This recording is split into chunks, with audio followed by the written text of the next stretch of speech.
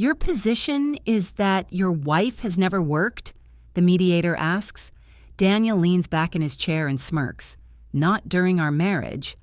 Celeste nods beside him, the brass master key to the Glasshouse hanging from its green ribbon against her cream jacket. Their lawyer folds his hands. Mrs. Mercer enjoyed a comfortable lifestyle made possible by her husband's earnings and substantial support from his family. I look at Daniel.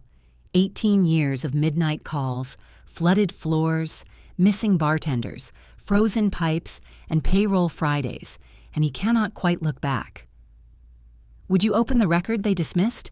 I ask. The mediator touches her laptop. The operations log. Yes.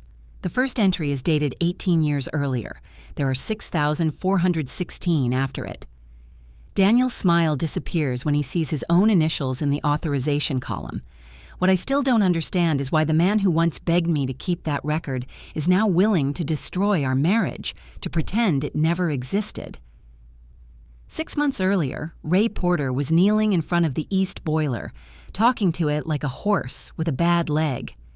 "Easy," he murmured, holding a screwdriver between his teeth. "Nobody's replacing you today." "Please don't encourage it," I said. Ray removed the screwdriver. "You want heat or emotional honesty?" "Heat until March, honesty after tax season." He laughed and reached deeper into the boiler housing. We were in the service room behind the Glasshouse kitchen, where the air smelled like dust, hot metal, and the rosemary focaccia being tested for Saturday's anniversary gala. On the other side of the wall, someone dropped a tray. Vanessa said a word Celeste considered evidence of moral decline. My phone vibrated. East Cottage door opened. I glanced at the security notification and checked the time. Daniel was meeting a prospective client downtown. The cleaning crew had finished at 11. Celeste had promised to spend the afternoon with the florist. That left Vanessa, who had a staff key but no reason to be in my house. "Pressure should hold now," Ray said, "but I'd still replace the valve before the first hard freeze. Send me the estimate."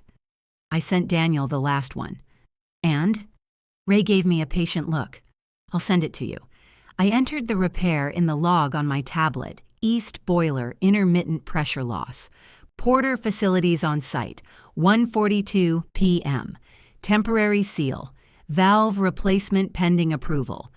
The approval box remained blank. I saved the entry, picked up my coffee, and headed through the service corridor. The Mercer Glasshouse was prettiest when empty. Sunlight broke through its old panes in imperfect rectangles, turning dust into glitter over the slate floor. Daniel sold that light better than anyone. He could stand beneath the iron ribs with a couple who had arrived worried about budgets and rain, and 10 minutes later, they would be imagining their names in gold on the menu cards. He never lied exactly. He simply spoke from the version of the future in which every problem had already been solved, usually by me. At the far end of the conservatory, 2 tasting tables had been set with Celeste's china. She called it family china, although she had bought it at an estate sale in Charlottesville and invented a great aunt to go with it. Vanessa was measuring the distance between forks with her phone. "Your grandmother would haunt you for that napkin fold," I called. Vanessa looked up. "Which grandmother?" "Celeste's fictional one." She glanced toward the catering kitchen before laughing.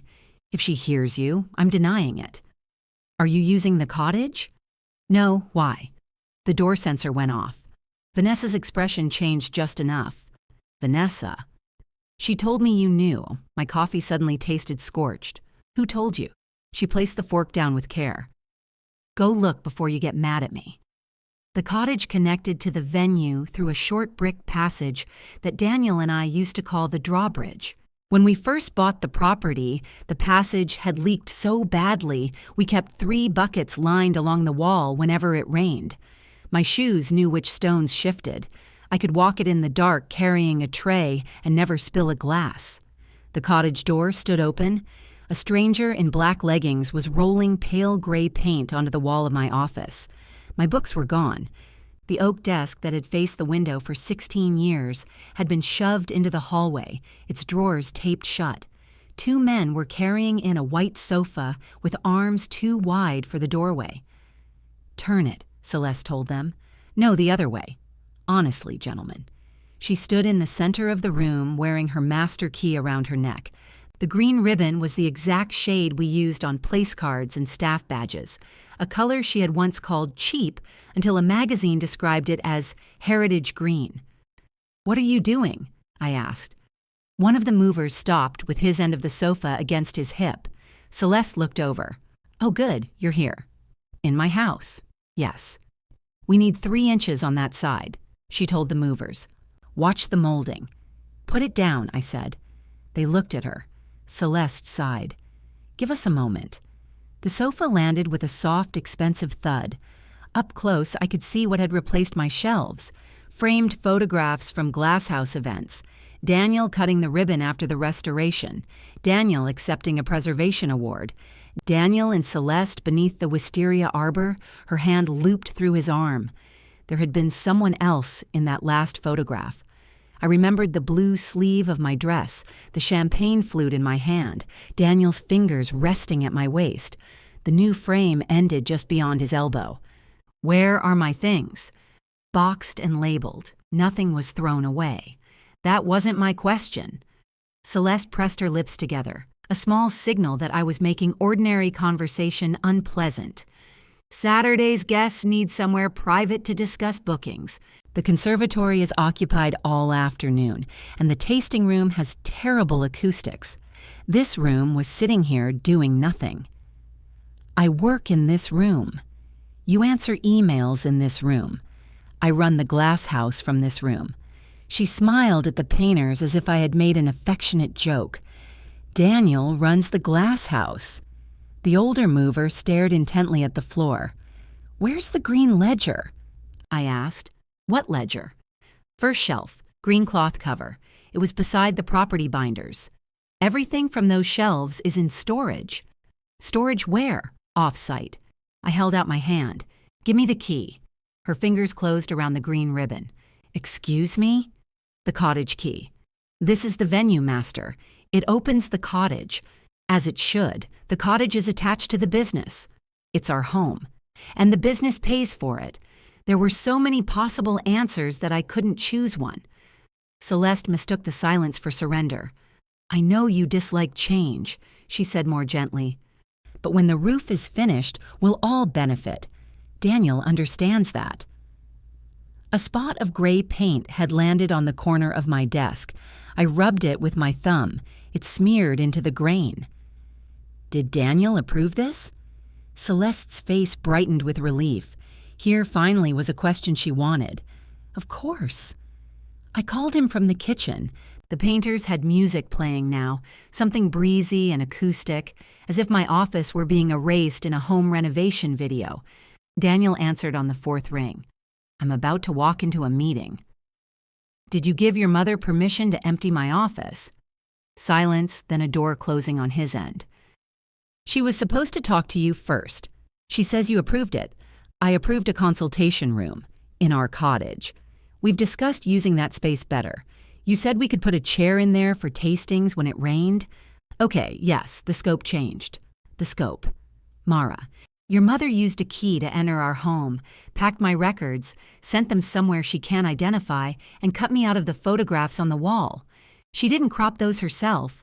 The designer probably chose what fit the frames. It was such a Daniel answer that I nearly laughed.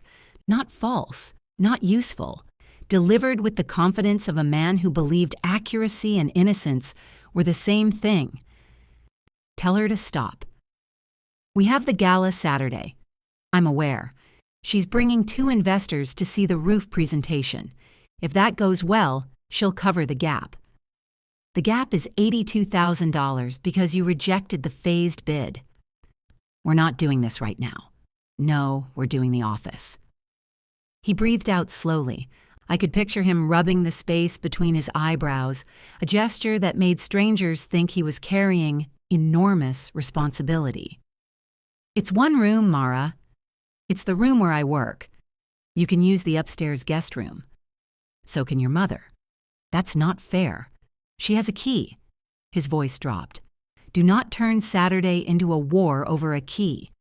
Behind me, Celeste opened the refrigerator without asking. Glass bottles knocked together. She found the sparkling water I bought for myself and carried 2 into my office, one for the designer. "Come home," I said. "Look at what she did and tell me you're comfortable with it." "I don't have time to referee you two." That hurt more than the office. Referees entered conflicts after they began. Daniel had handed Celeste the field, approved the rules, and left me to discover I was playing. "I need to go," he said. "Please don't embarrass me in front of her guests." The call ended. Celeste reappeared in the doorway with the empty green bottle in her hand. "Was he able to calm you down?" I set my phone on the counter. "Where are the boxes?" "I told you, they're safe." "Where?" "The annex storage unit." "We ended that lease in May." A pause. Then she said, "Well, wherever Daniel arranged." Daniel did not know where the boxes were. He had approved a room, a phrase, an outcome. The physical consequences belonged to someone else. I walked back through the passage and found Vanessa hiding behind a seating chart. "Did you call the storage company?" I asked. "For the office boxes?" "Yes." She had Mason take them to her garage. That was 40 minutes away, assuming traffic behaved. "Did you see the green ledger?" Vanessa frowned. "The old one with the coffee stain?" "Yes." It was in the first box. Celeste said it was housekeeping stuff. I looked through the conservatory at the tasting tables, the ladder under the western panes, the delivery cases waiting to be checked. A normal afternoon. That was the obscene part. The building kept shining. At 6, Daniel came home carrying Thai food and the expression he wore when he planned to be reasonable until I gave up. Celeste and the painters were gone. My desk remained in the hallway. Daniel lifted the takeout bag. "I got the noodles you like. Your mother has my ledger in her garage. We'll get it back. Tonight?" "It's paper, Mara. You have everything on the computer." "It belongs here." He set the bag on the kitchen island. "Can we eat first?" I looked at the key bowl by the door. 2 brass tags hung over its edge, Office and West Service. I had lettered them years ago with a black paint pen because Daniel kept losing keys in his coat pockets. "Why does your mother still have a cottage key?" "She's always had one. She had one for emergencies. The venue and the cottage share systems. I manage the systems." His mouth tightened. "You manage a lot of things. That doesn't mean every decision requires your permission. Entering my home does. Our home. Then why didn't your permission require mine?" He opened a cabinet and took down 2 plates. "Because I knew what you'd say." The honesty of it stopped both of us. Daniel stared at the plates as if they had spoken. "You knew I would say no," I said. "I knew you'd react emotionally. So you let her do it before I could stop you. The roof needs funding. My mother needs to feel included. She has her name on the building. It was her family's land. We bought it from her uncle. At a generous price. With a mortgage, we're still paying." He put the plates down harder than necessary. "This is exactly what I didn't want." I looked toward the hallway. The oak desk blocked half the passage, so anyone walking through had to turn sideways. "What did you want?" "For you to understand what's at stake without making me choose between you." I had spent 18 years believing that was what he did every day. Choose between costs, choose between vendors, choose whether to cancel, repair, refund, apologize, or wait. He loved calling himself decisive. He only hated choices when one of them was me. The next morning, I opened the operations log on my laptop and entered the boiler estimate. Then I created a new entry. East Cottage office emptied without notice. Records removed to unauthorized private location. Cottage master access used for non-emergency business purpose. Approved by Daniel Mercer. My cursor waited in the action field. For the first time in 18 years, I typed, "No corrective action taken." Then I removed the cottage key from my ring and set its brass tag beside the keyboard. I left it there until Daniel came downstairs. He stopped when he saw the brass tag. "What's that supposed to mean?" "It means I'm not carrying a key to a room I'm not allowed to control. You are allowed to control it. Your mother is painting it gray. She's painting one wall. All 4. He picked up the tag, turned it over, and set it down again. We can change the color. The painter's finished by noon. Celeste arrived carrying fabric samples and an apology shaped like a request. I realize yesterday became unnecessarily tense, she said. The new florist needs access to the western loading door tomorrow. Would you make sure she receives the correct key? I was checking 48 rented water glasses against a delivery sheet. Vanessa can do it. Vanessa is handling the seating changes. Daniel can do it. Daniel will be with the investors. She said this as if investors couldn't see a man touch a key without losing confidence in him. I marked 1 cracked glass on the sheet. Then I guess you'll need to decide which responsibility matters more. Celeste watched me long enough for the rental driver to become fascinated by his clipboard. Is this how you intend to behave through the gala? I intend to do the work I agreed to do. All of us do more than we agree to, Mara. That's what family is. The driver coughed into his fist. I handed him the signed sheet.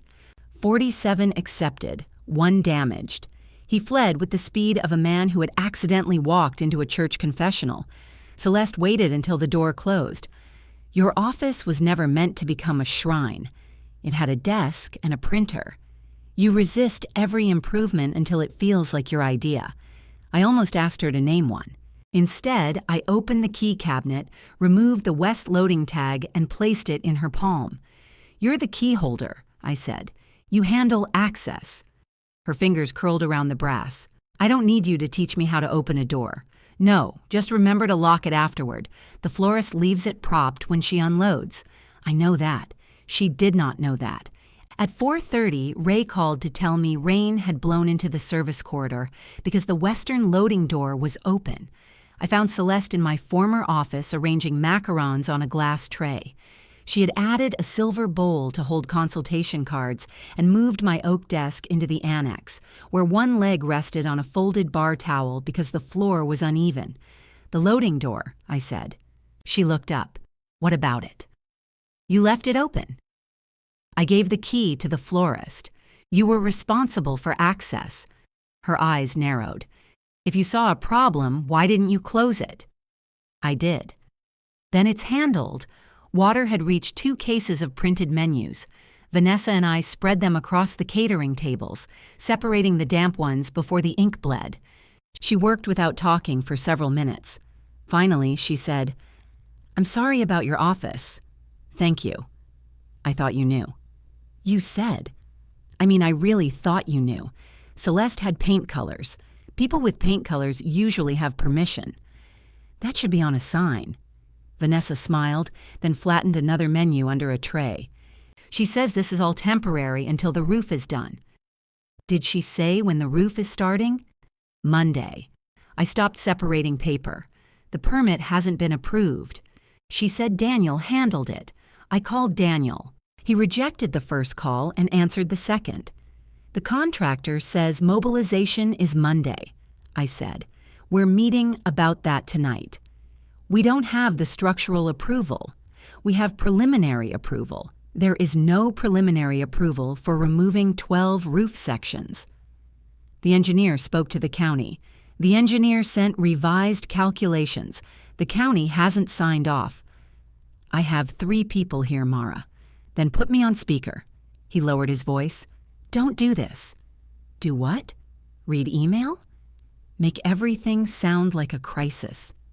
If the contractor starts without the approval, it becomes one. A man said Daniel's name in the background. I'll call you later, he said. Tell them Monday is site preparation only. No glass comes out. I know how to talk to my contractor. He hung up. Vanessa had heard enough from my side. Should I move Monday's tasting? Yes. Daniel told me not to. Then ask him which room he wants to put them in while there's scaffolding outside and drilling over their heads. Her phone was already in her hand. That evening, I printed the open items report. It ran 9 pages. Boiler valve, roof permit, liquor license renewal, kitchen refrigerator seal, 2 unreconciled vendor credits, staff availability for the next 3 weekends. I put it in a red folder and left it on Daniel's plate. He moved it to the chair so he could eat. Saturday began with fog pressed against the glass and Celeste insisting the weather looked romantic. By 10, the rental company had delivered the wrong chairs. By 11, Daniel's contractor had arrived to show the investors the roof and nearly put his foot through a decorative grate.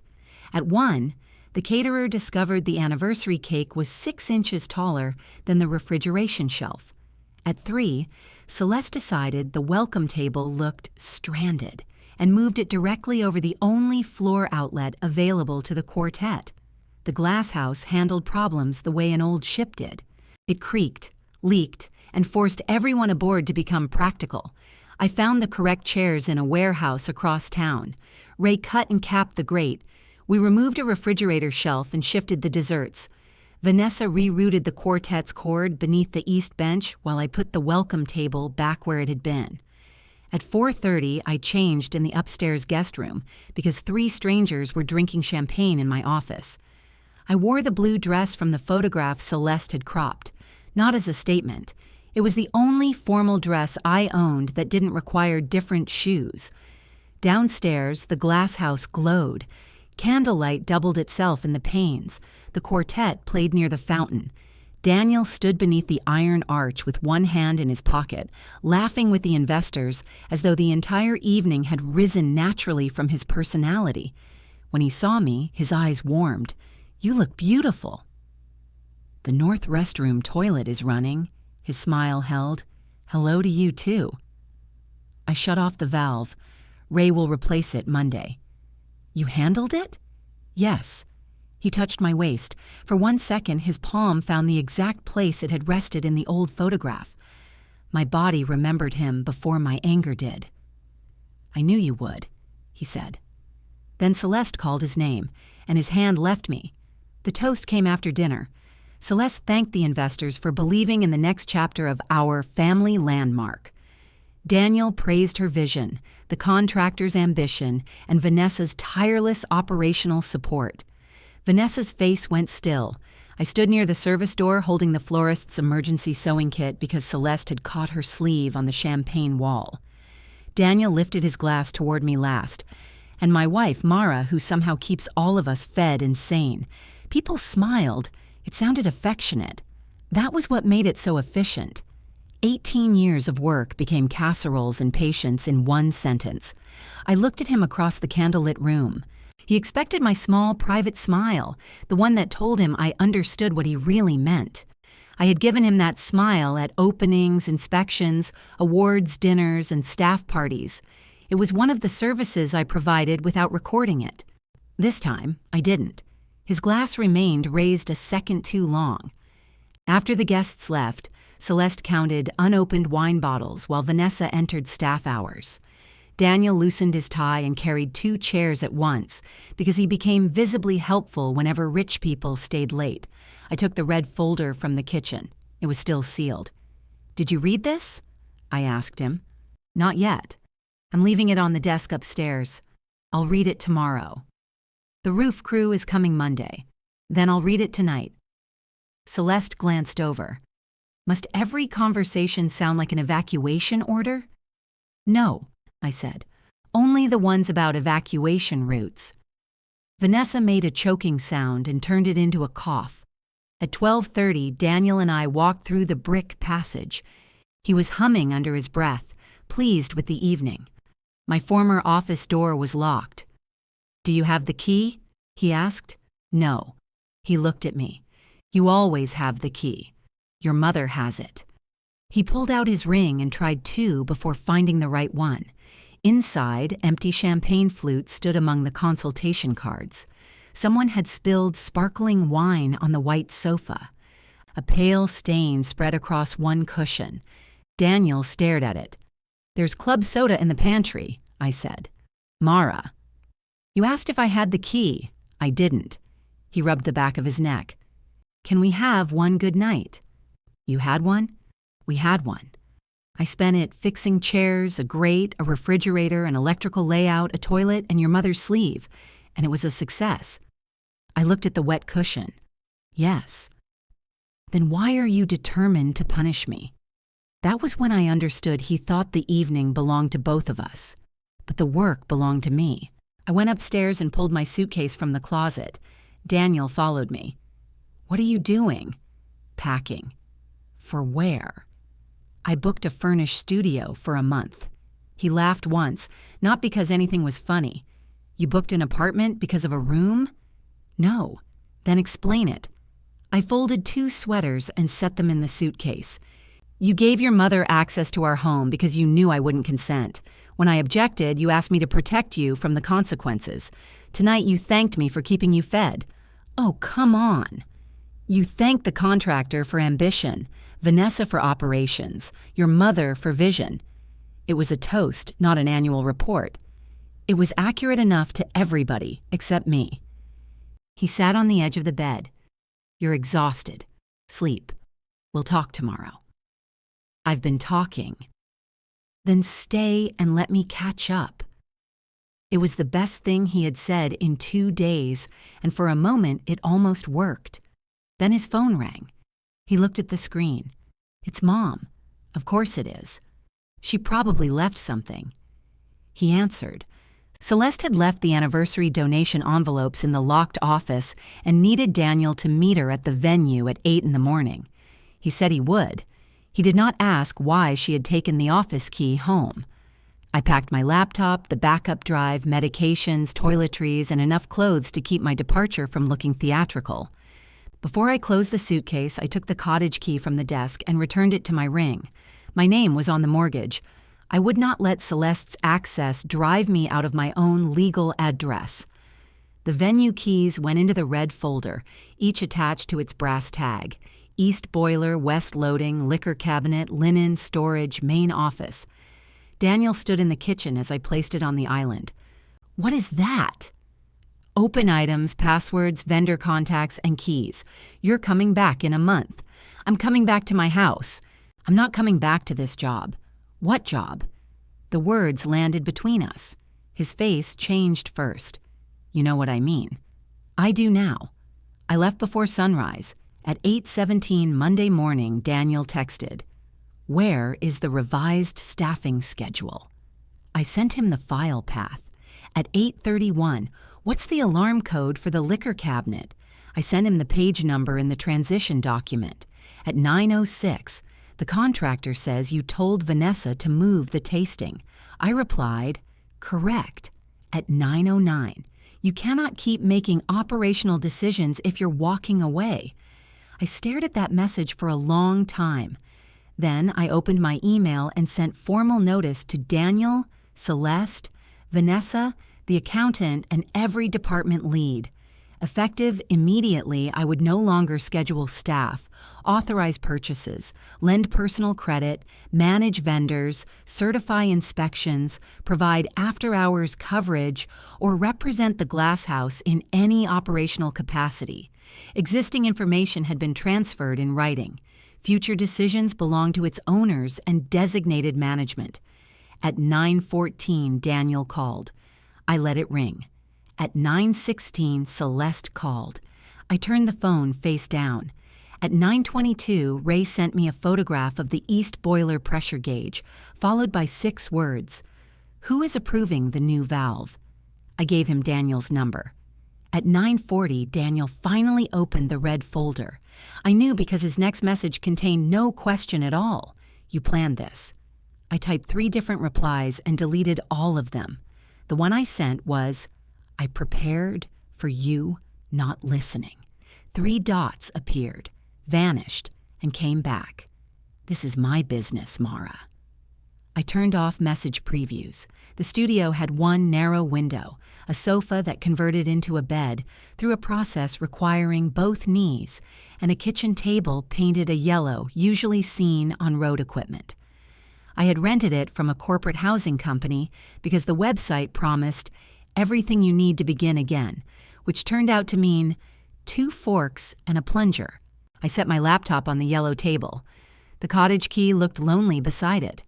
By noon, I had 3 voicemails from vendors, 2 from staff, and 1 from Elaine Pritchard, our accountant. Elaine's message was careful. Daniel tells me there's been a change in management. I need to know who's approving payroll adjustments. I called her back. Daniel, I said. He told me to use the usual process. The usual process is me. Yes, so the new process is Daniel. Elaine was silent for a beat. That is what I thought you might say.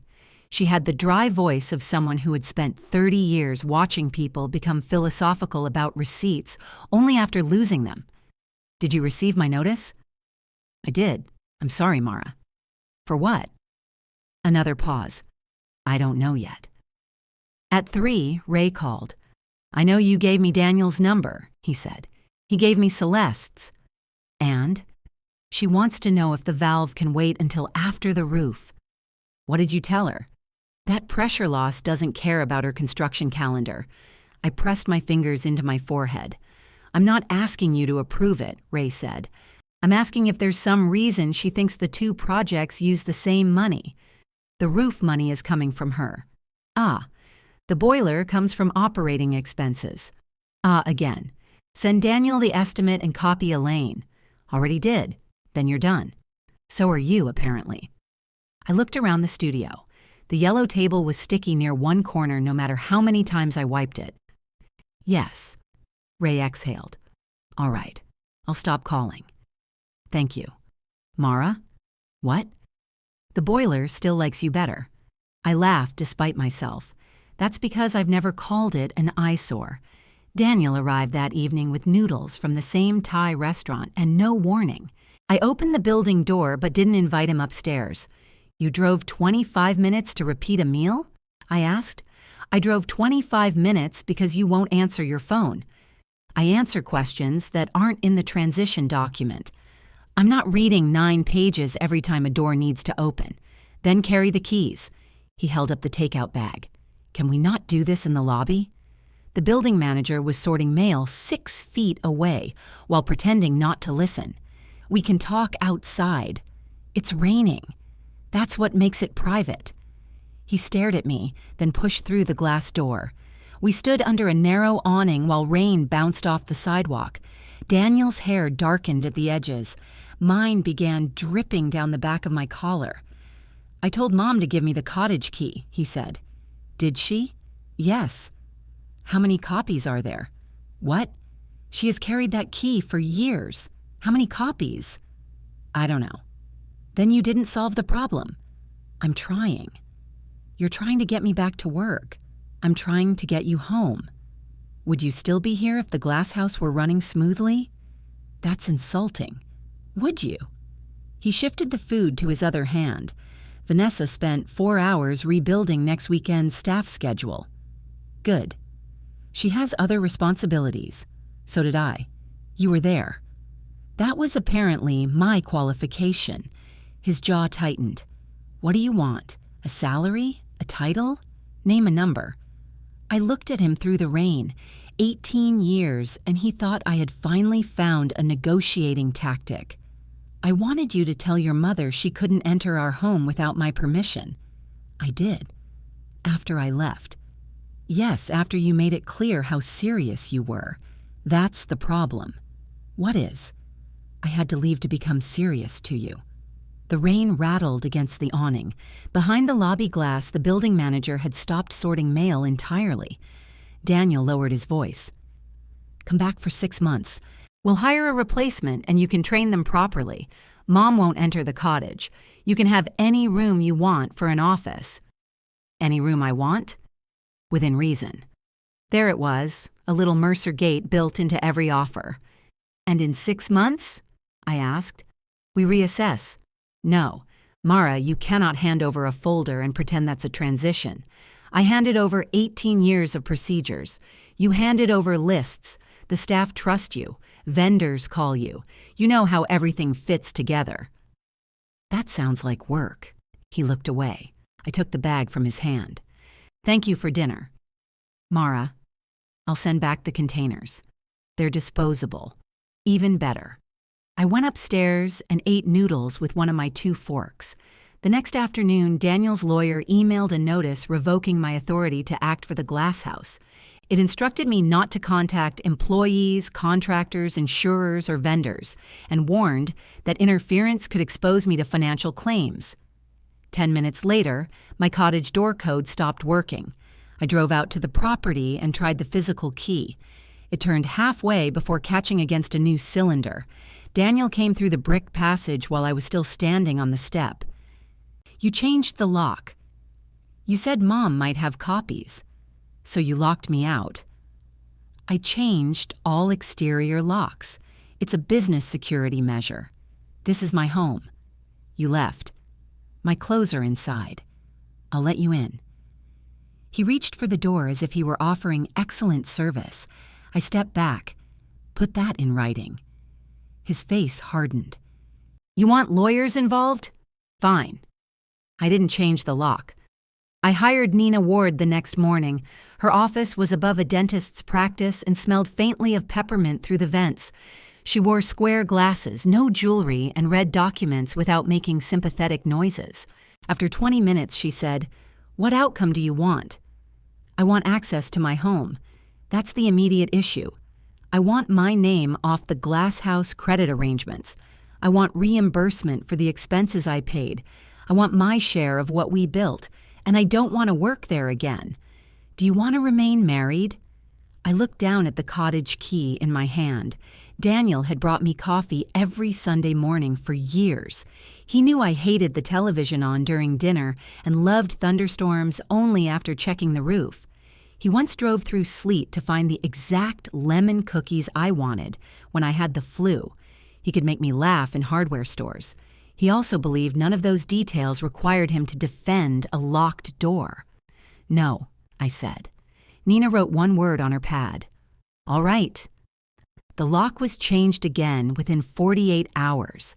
I was given a new cottage key through counsel and written assurance that Celeste had no copy. I did not move back.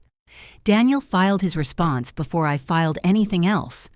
His lawyer described my role at the Glasshouse as occasional assistance customary between spouses.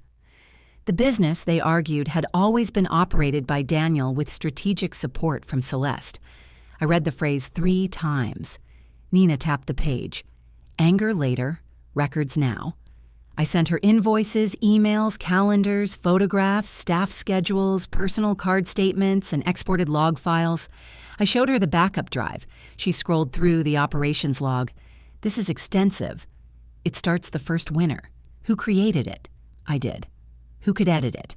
"Daniel and me. Vanessa had limited access for schedules." "Were you paid?" "No." "Did you have a formal title?" "Daniel called me operations director when he wanted a lender to answer my questions." "On tax records?" "No." "Payroll?" "No." "Company filings?" I shook my head. Nina removed her glasses. "The documentation proves you did things. Valuing those things and connecting them to a marital claim is where they'll fight." I know. I hadn't known. Not really. I had imagined facts as solid objects, a repaired boiler, a paid vendor, a date, a cost, an approval. In Nina's office, facts became materials other people could cut into shapes. Elaine confirmed the problem. "I treated you as an owner's spouse," she said when we met. "That's how Daniel instructed me when I took over the books. I approved payroll for 12 years. You did. I signed vendor reconciliations. You did. I attended every annual budget meeting. You did. Then what did you think I was doing?" Elaine folded her hands on the conference table. "More than I put in writing." Her answer hurt because it was honest. Vanessa's was worse. Daniel's lawyer produced a signed statement saying I had helped when available, but was never responsible for management. Vanessa had listed Daniel as the decision-maker for staffing, events, and facilities. I called her once. She didn't answer. I did not call again. The Glasshouse continued running. That fact surprised a cruel part of me. Events appeared online. Photographs showed candles beneath the iron arches, couples smiling in the imperfect light, Celeste in the background wearing her green ribbon. Then the mistakes began to show around the edges. A vendor charged Daniel for a delivery sent on the wrong weekend. A corporate dinner started late because the alcohol order was locked in the office and Celeste had taken the key home. The roof work was delayed after the county requested another revision. Staff hours came to Elaine in 3 formats. None of it destroyed the business. It simply made every week more expensive. Daniel sent me the totals as if they were injuries I had caused. You knew this would happen. You could fix this in a day. People are losing hours because you walked out. That last one worked.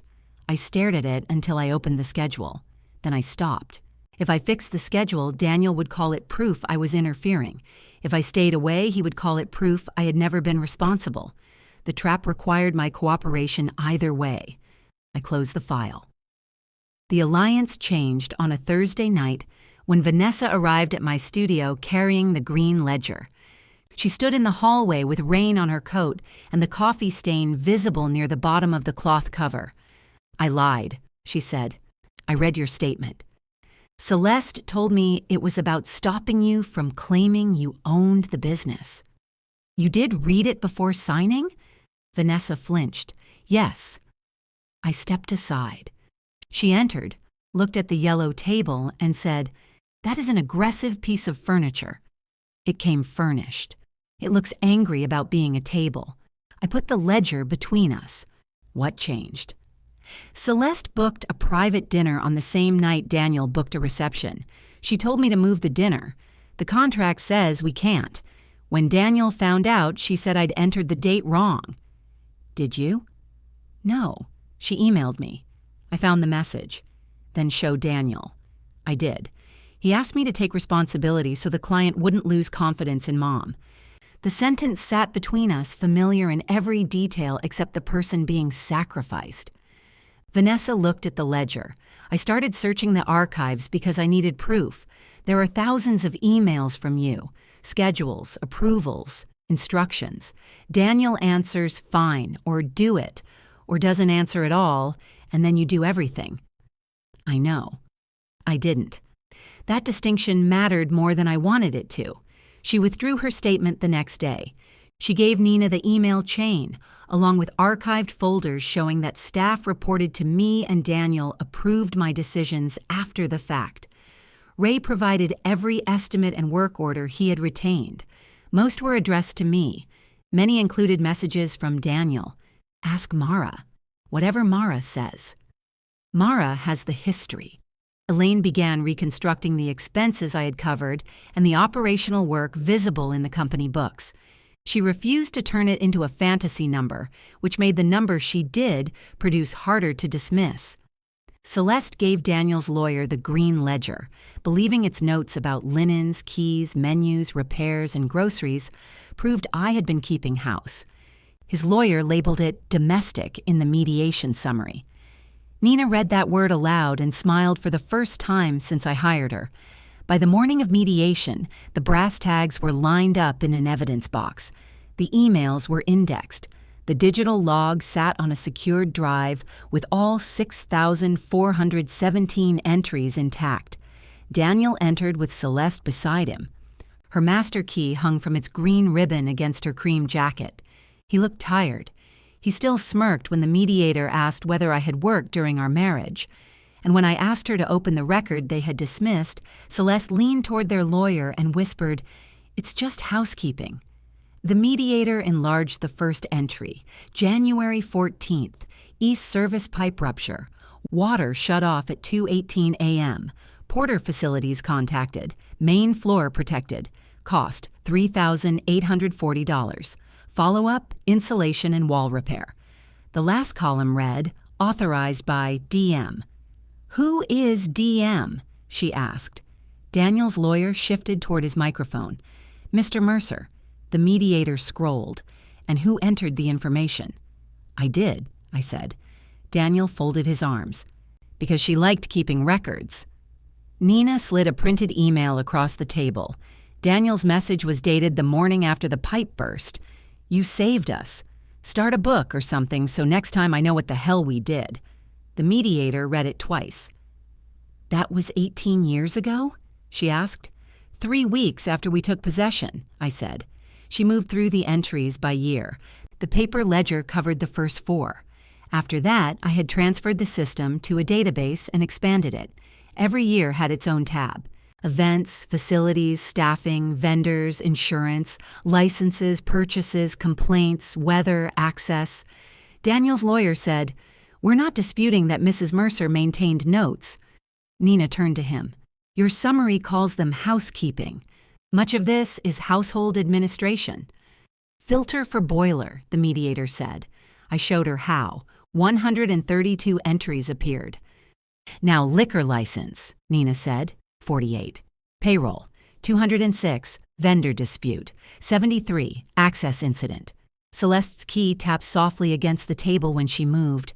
There were 91 entries, from caterers arriving at the wrong door to rental companies failing to return keys. The last one was my office. Celeste leaned toward the screen.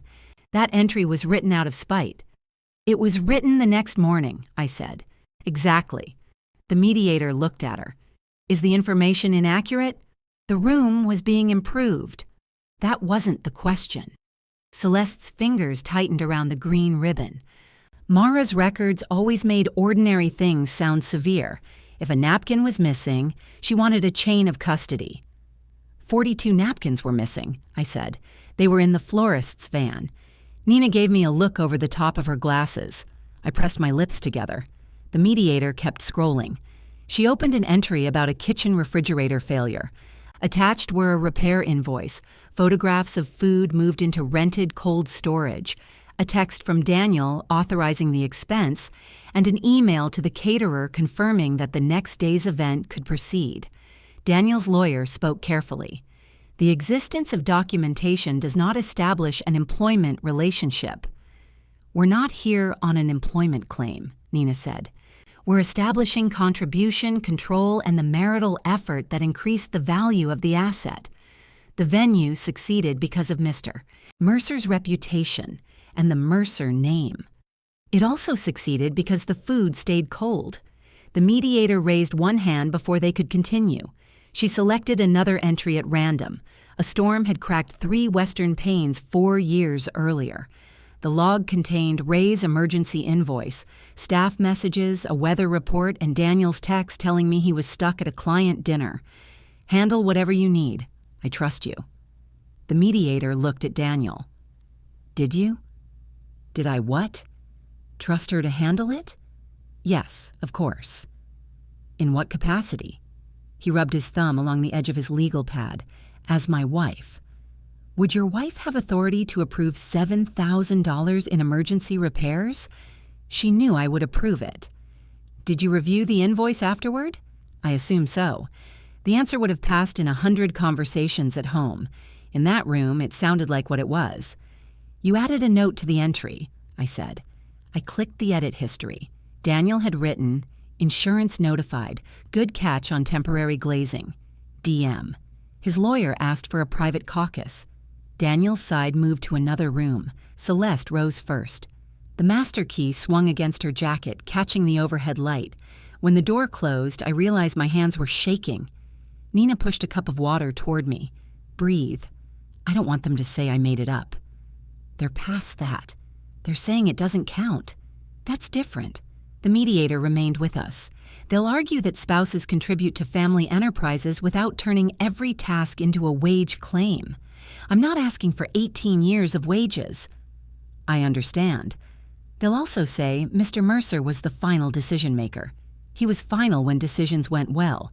And when they didn't, I was first. Her face did not change, but she wrote something down.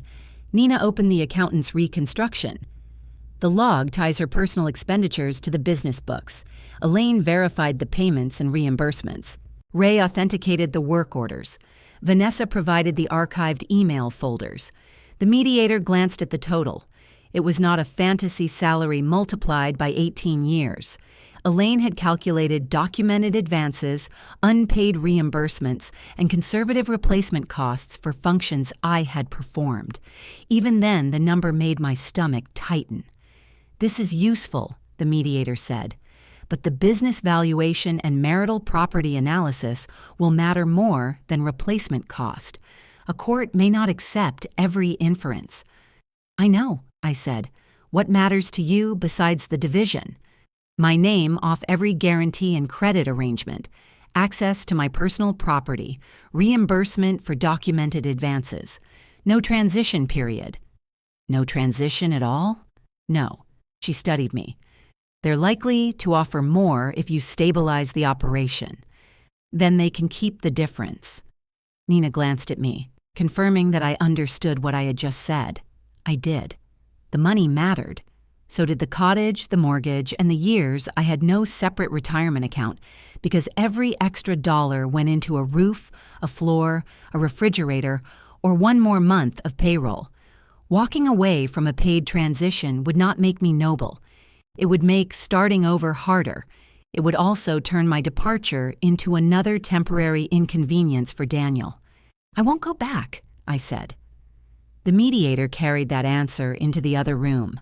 She returned 40 minutes later with an offer that gave Daniel the Glasshouse, assigned me most of the cottage furnishings, repaid less than half my advances, and treated the business as if its increased value had occurred around me like weather. Nina slid the paper back. No. The mediator looked at me. Which part? The part where a sofa stain is worth more than 18 years of work. It's an opening offer. Then they've opened. Nina coughed into her hand, hiding something that might have been a laugh. The next offer included a larger cash payment on one condition. I would return as a consultant for 6 months, train a new operations manager, reassure key vendors, and attend the roof announcement with Daniel and Celeste. There was also a non-disparagement clause broad enough to classify a grocery list as hostile. What are they afraid I'll say? I asked. Nina looked through the pages. Apparently, anything accurate. Daniel asked to speak to me without Celeste. Nina advised against speaking alone, so she and his lawyer stayed at opposite ends of the room while Daniel sat across from me. He had removed his jacket. His shirt was wrinkled at the elbows, and there was a grayness beneath his eyes I had never seen when we lived together. 6 months, he said. You choose the hours. No, 4 months. No, you can work remotely except for major events. I'm not negotiating the shape of the job. You want compensation? I'm offering compensation. I want a property settlement. You're offering to hire me after telling everyone I never worked. His eyes went to the closed door behind which Celeste waited. That was legal positioning. You said it. My lawyer asked whether you'd held employment. You smirked. He leaned back. I was angry. So was I. I brought records. For a moment, he looked almost amused. It was the old Daniel, the one who liked when I surprised him. Then the expression collapsed. You knew the business was struggling, he said. You watched it happen. I warned you. You walked out at the worst possible time. I walked out after 18 years. There was never going to be a convenient time. Vanessa quit. That was new. When? Yesterday. Why? You know why. I did. Celeste would have called it disloyalty. Daniel would have called it bad timing. Vanessa would have called it refusing to sign one more version of reality. We had to cut the winter calendar, he said. 2 events a week instead of 4. The new manager wants an assistant. The roof is going to be phased because Mom's money is covering payroll. That sounds like management. You're enjoying this? I'm relieved it isn't mine to fix. That's not the same thing. No. He looked down at his hands. I thought what you did belonged to us. The words reached somewhere the legal language had not. For years, I had thought so too.